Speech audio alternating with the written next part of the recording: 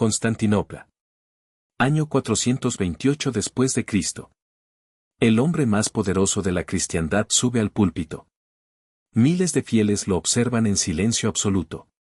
Él abre la boca, no para bendecir, sino para pronunciar unas palabras que harían temblar los cimientos de la fe. Ese día, este poderoso patriarca intentó robarle a la Virgen María su título más sagrado. Intentó despojarla de la corona que los apóstoles y los primeros cristianos le habían otorgado. Él creyó que podía reescribir la historia divina. Pero no sabía que ese acto de soberbia desencadenaría un caos político y espiritual incontrolable. Un error fatal que le costaría el trono, lo llevaría al exilio en el desierto más inclemente, y lo marcaría con la condena eterna en las páginas de la historia. Esta es la historia de Nestorio, el obispo que desafió a la Madre de Dios. Antes de adentrarnos en las sombras de este misterio histórico, debes tomar una decisión. Hoy en día, las mentiras sobre la fe siguen circulando, tratando de confundir a millones. Si quieres conocer la verdad inquebrantable de los primeros cristianos, suscríbete y activa la campana para desmentir más mitos históricos. Para entender la magnitud de esta traición, debemos viajar en el tiempo. Imagínate el siglo V. El Imperio Romano está cambiando. Los mártires ya no mueren en el Coliseo, pero la Iglesia enfrenta a un enemigo aún más peligroso, la herejía. El enemigo interno. Desde los tiempos de los apóstoles, los cristianos tenían una certeza grabada en el alma. En las oscuras catacumbas de Roma, bajo la tierra húmeda, se escondían para rezar. Y allí, en esas paredes frías, pintaban la imagen de una mujer sosteniendo a un niño. Ellos la llamaban en griego antiguo con una palabra que tenía un peso infinito. La llamaban Theotokos. La portadora de Dios. La Madre de Dios. No era un simple título honorífico. Era la prueba definitiva de que el Dios Todopoderoso, el Creador del universo, se había hecho carne de verdad en el vientre de una mujer humilde. Era una verdad pacífica. Indiscutible. Hasta que un hombre decidió que él era más sabio que los apóstoles.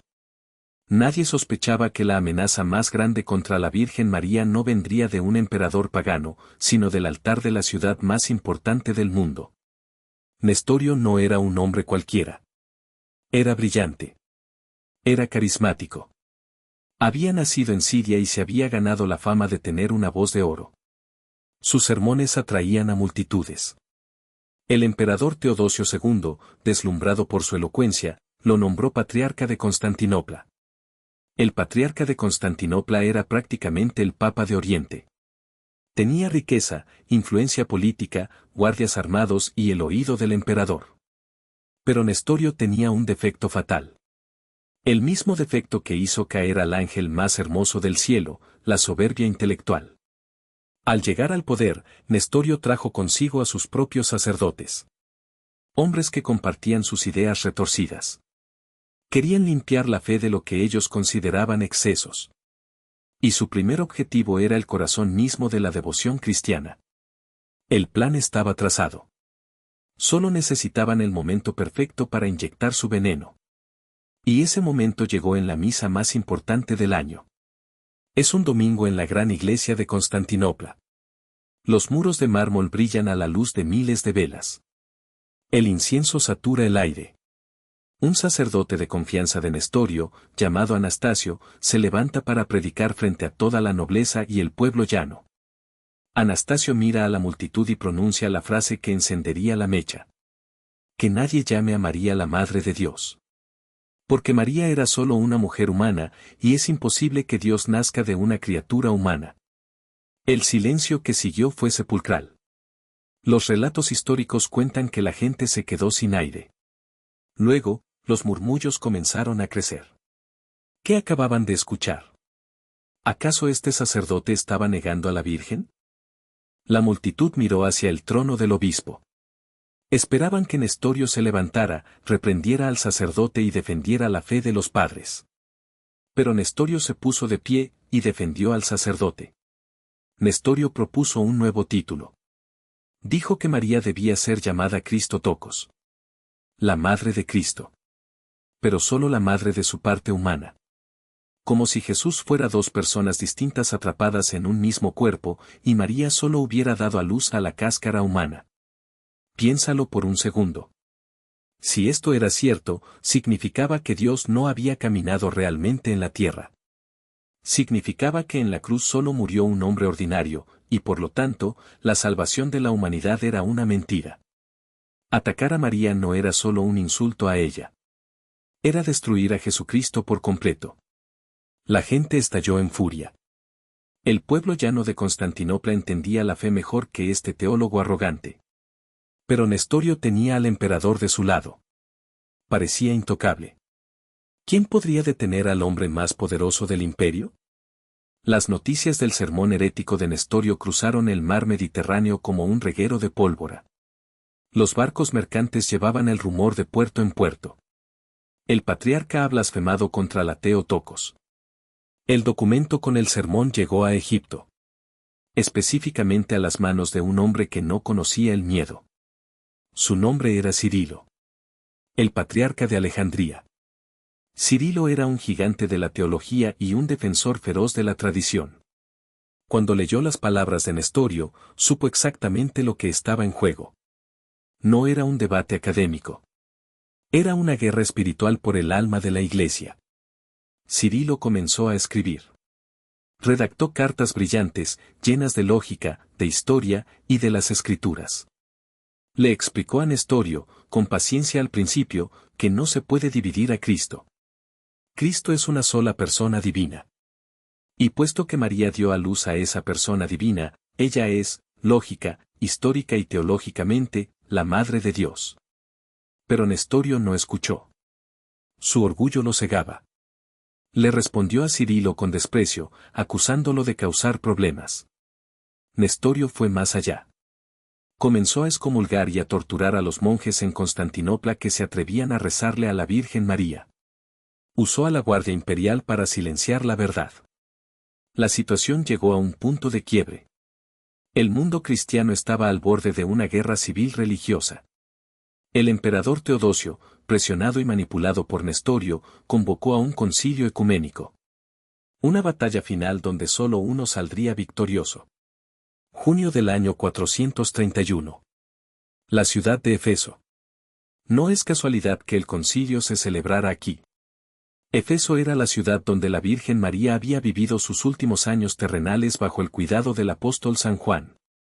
El aire mismo de la ciudad respiraba el nombre de María. Cientos de obispos viajaron durante semanas por caminos peligrosos y mares traicioneros para llegar. El ambiente era insoportable. Era pleno verano. El calor era sofocante, pegajoso. Las enfermedades acechaban en los campamentos. Pero la tensión política quemaba aún más que el sol. Nestorio llegó acompañado de soldados imperiales armados hasta los dientes. Quería intimidar a los obispos. Se paseaba por Éfeso como un pavor real, seguro de que el emperador forzaría una decisión a su favor. Pero Cirilo de Alejandría tenía otra arma. Tenía la verdad de los apóstoles.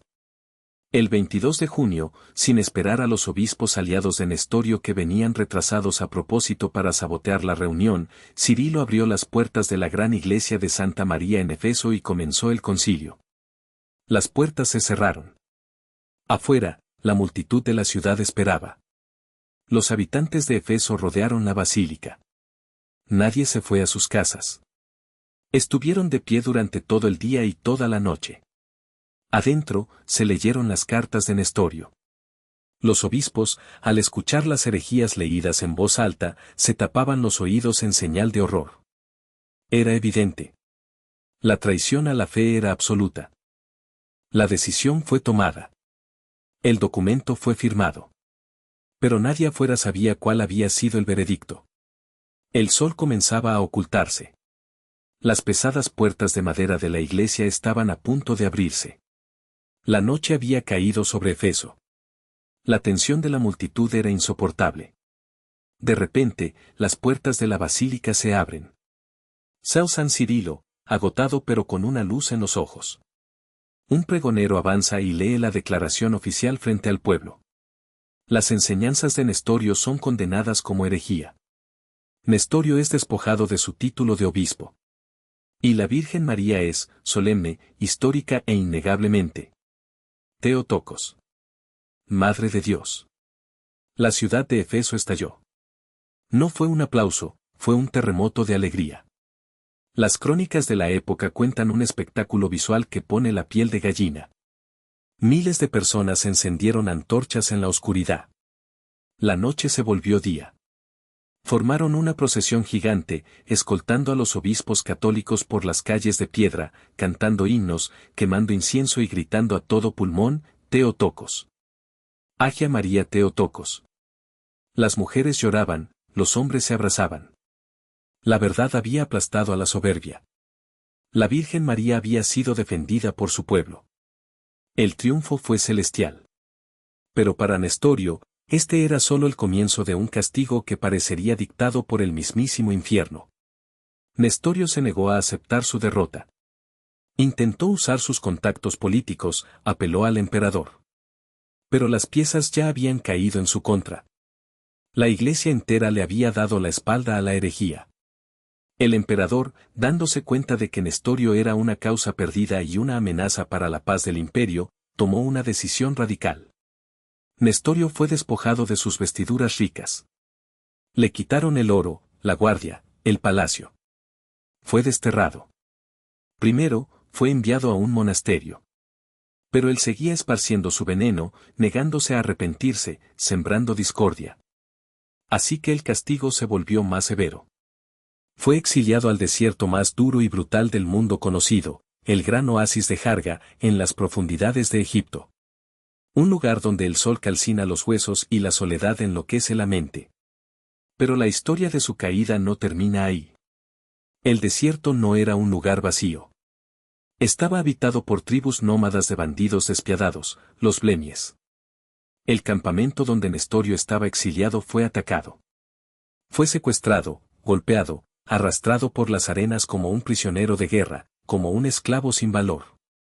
Un anciano. Desnutrido. Quebrado. El hombre que una vez tuvo a Constantinopla a sus pies, ahora rogaba por agua en el polvo ardiente. Liberado más tarde, vagó de un lugar a otro, huyendo siempre, sin encontrar descanso. Los historiadores antiguos relatan un final aún más oscuro, un detalle escalofriante sobre sus últimos días. Se dice que el cuerpo de Nestorio comenzó a pudrirse estando aún vivo. Las crónicas de Evagrio Escolástico relatan que la lengua de Nestorio, esa misma lengua que había utilizado con tanta elocuencia para blasfemar contra la Madre de Dios y para intentar dividir a Jesucristo, fue devorada por los gusanos antes de que él muriera. Un castigo físico, un espejo de la podredumbre espiritual que había intentado sembrar en la iglesia. Murió solo, en el año 451. Su tumba se perdió en las arenas del tiempo. Su nombre se convirtió en sinónimo de error y desgracia. La caída de Nestorio no es solo un cuento antiguo. Es una advertencia que resuena hoy más fuerte que nunca. La soberbia siempre precede a la destrucción. Aquellos que intentan atacar lo sagrado, aquellos que se creen más inteligentes que 2000 años de historia, concilios y tradición, terminan invariablemente en el olvido, consumidos por sus propias mentiras. La Iglesia Católica no inventó títulos para María. Los reconoció, los defendió con sangre y con intelecto frente a los lobos vestidos de pastores. Porque proteger a María siempre ha sido la forma más segura de proteger la verdad de Jesucristo. Si te equivocas con la Madre, inevitablemente te equivocas con el Hijo. Hoy, otros intentan hacer el trabajo de Nestorio. Teólogos modernos, sectas, escépticos y herejes intentan reducir a María, silenciar su papel, borrarla de la historia sagrada. Pero el Concilio de Éfeso nos enseñó algo definitivo: la verdad no se negocia. Y la devoción del pueblo a su madre espiritual es una fuerza imparable frente a la cual caen los imperios. La historia nos exige tomar partido. La fe no es para cobardes. Si este viaje por el Concilio de Éfeso te ha armado de conocimiento, no te quedes callado. Comparte esta historia para que la verdad llegue a más personas. Deja tu comentario abajo apoyando a la Theotokos y no olvides suscribirte para seguir defendiendo la fe con la fuerza implacable de la historia. Nos vemos en el próximo video. Mantente firme en la verdad.